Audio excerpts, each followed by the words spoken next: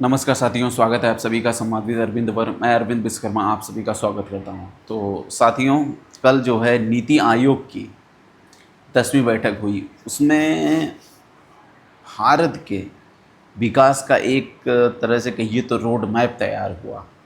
और आप जानते हैं कि नीति आयोग एक थिंक टैंक की तरह वर्क करता है। और हमारे देश में जिस भी ऐसी कार्य योजनाओं को बनाने की ज़रूरत पड़ती है जो पर व्यक्ति आय को बढ़ाए, एक विकसित भारत की तरफ ले जाए और भारत के चहुमुखी विकास को बनाए, इसलिए जो है नीति आयोग को योजना आयोग के स्थान पर बनाया गया था। ठीक है, तो नीति आयोग हमारा थिंक टैंक की तरफ वर्क करता है, ये आप समझ सकते हैं। तो नीति आयोग ऐसे वर्क करता है कि जो सभी देशों के सभी राज्यों के मुख्यमंत्री हैं, यानी जो इंडिया के रिपब्लिक ऑफ इंडिया के सभी स्टेट के मुख्यमंत्री या पुडुचेरी के मुख्यमंत्री या यूटी जैसे दिल्ली के मुख्यमंत्री, ये लोग भी अपना जो है फिर जो है सब जो यूटी के कोई यूटी है जिसके उपराज्यपाल हैं, वो लोग भी आके बैठते हैं और चर्चा करते हैं कि विकास के किन किन मुद्दों पे बात होनी चाहिए और क्या आगे की परियोजना बननी चाहिए। ठीक है, इस बारे में चर्चा करते हैं।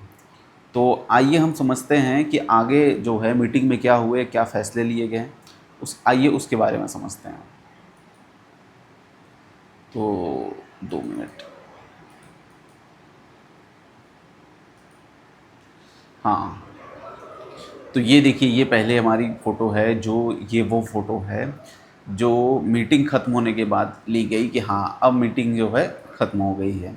इसके बाद देखिए सभी जो हैं वो यूपी के मुख्यमंत्री हो गए हैं, पंजाब के मुख्यमंत्री हो गए हैं और केरल के मुख्यमंत्री होंगे, तमिलनाडु के मुख्यमंत्री होंगे, सब जो है अपोजिशन पोजीशन और गवर्नमेंट से रिलेटेड जो भी हैं, जो केंद्र सरकार में हैं, जो मतलब कि गवर्नमेंट के पार्टीज हैं, वो सभी जो हैं सब जो है इसमें आए हुए थे। ठीक है, लेकिन इसमें कुछ लोग नहीं भी आए हुए थे। आज उनकी भी चर्चा होगी कि वो लोग क्यों नहीं आए थे। ठीक है, आइए फिर आगे बात करते हैं। पहले हम ब्रीफिंग सुन लेते हैं। पहले तो नीति आयोग के बारे में जान लेते हैं। NITI Aayog institution of transforming India, national institution for transforming India. ठीक है, तो ये है एक थिंक टैंक की तरह वर्क करता है। ठीक है, ये नीति आयोग है। तो अब उसके बाद जो है we have to increase the, NITI Aayog की तरफ से एक ट्वीट आया था, we have to increase the speed of development if the centre and all the state comes together and work together like team India, no goal is impossible. PM, यानी ये PM का नीति आयोग, जैसे कि चेयरपर्सन कौन होता है, भारत के प्राइम मिनिस्टर ही होते हैं, यानी जो प्राइम मिनिस्टर भी क्या है, नरेंद्र मोदी जी हैं।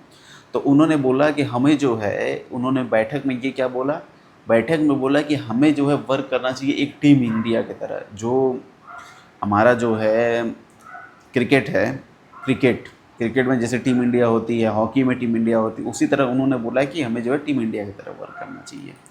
ठीक है, तो नीति आयोग के बारे में जान लेते हैं। इसका फुल फॉर्म आपने देख ही लिया, national institute for transforming India है और it was established in 2015 to replace the planning commission. हाँ, प्लानिंग कमीशन के स्थान पर हुआ था, फॉर्म्ड हुआ था 1 जनवरी 2000। और हम, मुझे जो लिस्टनर सुन रहे हैं जीएस या जीके के तहत, वो भी ये भी समझ सकते हैं जनरल नॉलेज के तौर पर, ये नीति आयोग से क्वेश्चन पूछता है। ठीक है, कि नीति आयोग की स्थापना कब हुई, कौन उपाध्यक्ष है, कौन अध्यक्ष होता है, ये सब पूछता है। तो ये भी नॉलेज आपको हो जाएगा। ठीक है, फॉर्म 1 जनवरी 2015 और हेडक्वार्टर दिल्ली में है। तो एनुअल बजट, यानी इसके हर साल का बजट 340 करोड़ रुपए हर साल का बजट होता है। ठीक है, और चेयरपर्सन नरेंद्र मोदी, यानी जो प्राइम मिनिस्टर होते हैं वही चेयरपर्सन होते हैं। ठीक है, वाइस चेयरपर्सन अभी कौन है, सुमन बैरी। ठीक है, वाइस चेयरपर्सन, यानी उपाध्यक्ष कौन है, सुमन बैरी इस समय उपाध्यक्ष हैं। ठीक है, अब जो है ये देखिए मीटिंग की कुछ तस्वीरें। आइए हम ब्रीफिंग सुन लेते हैं नीति आयोग की तरफ से क्या ब्रीफिंग हुई।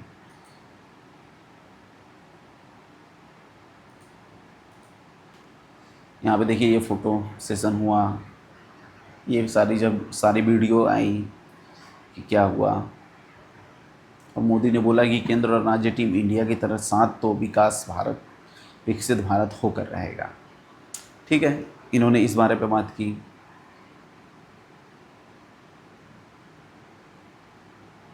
देखिए उमर अब्दुल्ला भी पहुँचे हुए थे मतलब सभी के सभी लोग पहुँचे हुए थे।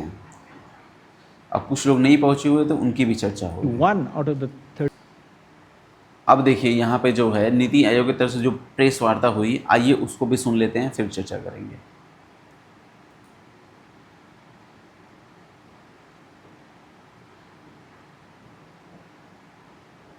1 out of the 36 states, 1 out of the 36 states and UTs participating. This is the highest ever participation of a governing council of Niti Aayog.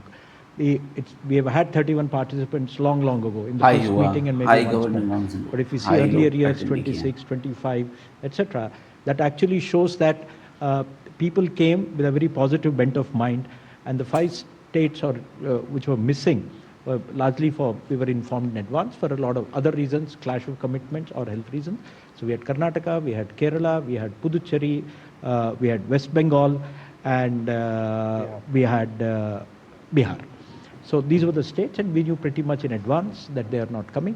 But I think you've been covering Niti Aayog for quite some time, and you'd appreciate that, the fact that there was such a large participation had a very larger context. बहुत to it. Large लोग इस बार जो है Before I बहुत go ज़्यादा into लोग actually what attend was किया discussed, let me give a NITI Aayog small के। context. I mean, Niti has been, playing a very fundamental role and contributing immensely to coordinating development decisions across the country, both at the central government level and between the center and the states. And I think that's the fundamental role that it has been playing, shaping both cooperative as well as competitive federalism.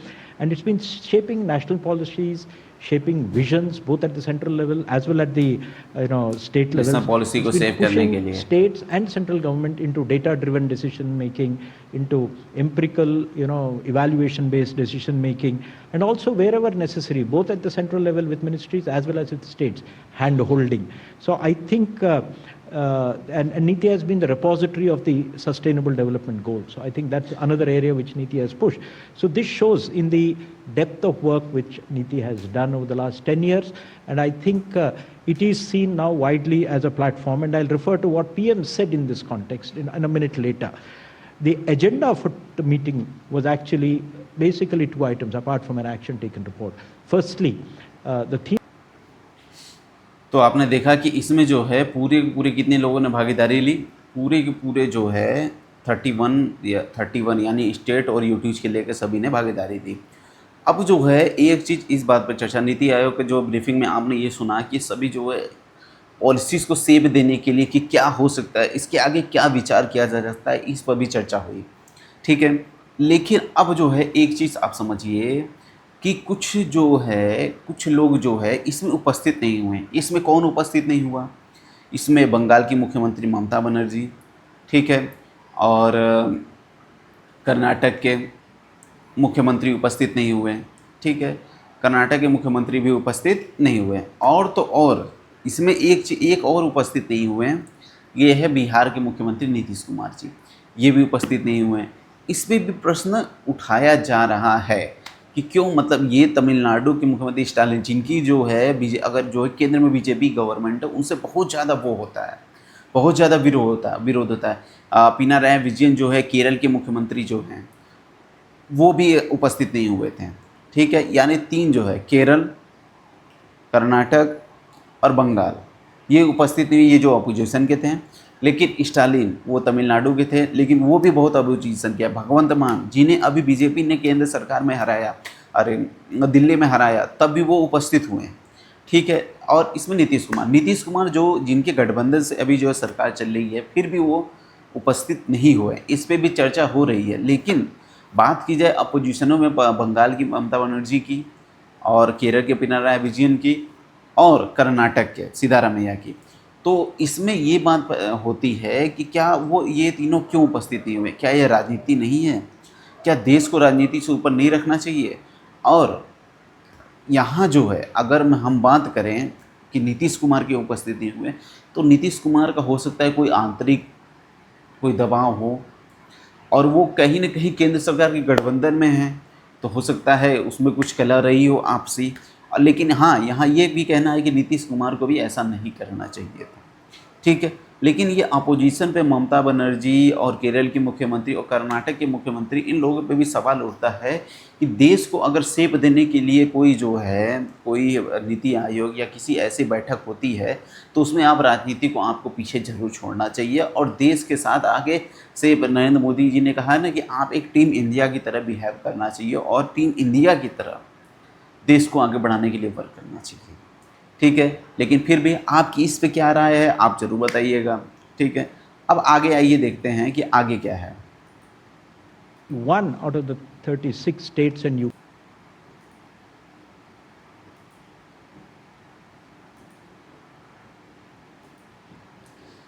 ये देखिए इसमें जो है दो photos आई जो बहुत ज़्यादा भगवंत मान जी ऐसे प्रणाम करें स्टालिन से मिलने का। ये भी एक दिखाता है कि हाँ ठीक है हम राजनीतिक तौर पे अलग हैं तो क्या हुआ, लेकिन देश के साथ इकट्ठे हो सकते। वही मैंने बात बोली ना, अगर कर्नाटक के मुख्यमंत्री हो गए, केरल के मुख्यमंत्री हो गए और ममता बनर्जी जो पश्चिम बंगाल की मुख्यमंत्री, इन्होंने राजनीति को ऊपर रखा देश से, ये अच्छा नहीं है, उन्हें जो है इसमें शामिल होना चाहिए था। ठीक है, और जो आपकी राय है वो ज़रूर बताइएगा। नई नीति आयोग की बैठक प्रधानमंत्री मोदी के आह्वान, टीम इंडिया बनकर काम करे 2047 से पहले होगा विकसित भारत। तो नीति आयोग की इस 10वीं बैठक में नरेंद्र मोदी जी ने कहा कि हमें टीम इंडिया की तरफ वर्क करना चाहिए जिससे कि हम विकसित भारत की तरफ आगे बढ़ सकें। ठीक है, उसके बाद पीएम मोदी नीति आयोग centre state work like team India, यही वही बात हो गई।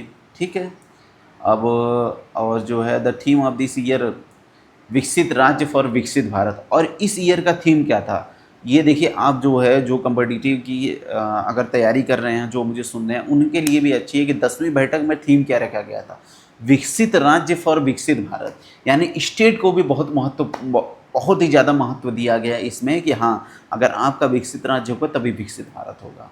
ठीक है, ये था। अब इसमें जो है किन्होंने क्या क्या अपनी बातें रखी, आइए वो समझते हैं कि उन्होंने बातें क्या क्या रखी। तो पहले बात समझते हैं कि जो उमर अब्दुल्ला पहुंचे थे उन्होंने क्या, PM Modi NITI Aayog meeting today in live days में देखिए जो hold PSU parliamentary panel meeting in Kashmir to allay public fears tourism. तो जम्मू कश्मीर के ये उमर अब्दुल्ला ने अपनी बात रखी कि हाँ ये देखिए बात रखनी भी चाहिए क्योंकि ये जो है नीति डिसाइड करती है, बात रखनी चाहिए क्योंकि नीति डिसाइड करती है। तो उन्होंने बोला कि जो है टूरिज्म को दोबारा रिवाइव करने के लिए भी कुछ किया जाए। ठीक है, तो उन्होंने ये बात बोली। उसके बाद जो है ये Haryana CM present vision document 2047 outline state, इन्होंने अपना रोड मैप तैयार किया कि 2047 के लिए मतलब कि क्या हमारा कंट्रीब्यूशन रहेगा और क्या हम अचीव करेंगे। उन्होंने इस बारे पे भी बताया कि क्या विकास में हमारा क्या योगदान रह सकता है। ठीक है, और आगे Uttarakhand cast for national level plan to tackle drainage problem. तो उत्तराखंड के जो है उत्तराखंड में जैसे कि बाढ़ और बहुत आती रहती है, तो उत्तराखंड के जो है सीएम ने बोला कि ड्रेनेज का प्रॉब्लम जो है पानियों का बहाव ये सब के सही के लिए वो बताया कि इस पे भी नीति निर्धारित की जाए। ठीक है, ये भी बात हो गई। तो अब झारखंड के CM demand amendment of CBA act, और ये सीबीए एक्ट जो है land return post mining and नीति मेट, तो इन्होंने जो है लैंड रिटर्न पोस्ट माइनिंग पे अपनी बात रखी। ठीक है, अब जो है तीसरी बात जो है यहाँ पे Goa fully committed to contribute utmost in विकसित भारत जर्नी से सीएम सामंत, और इसमें गोवा के सीएम सामंत ने अपनी बात रखी कि जो है गोवा पूरी तरह जो है विकसित भारत में अपना योगदान देने के लिए तैयार है। ठीक है, अब इस बार Telangana CM moots national task force to focus on comprehensive development of 6 metros.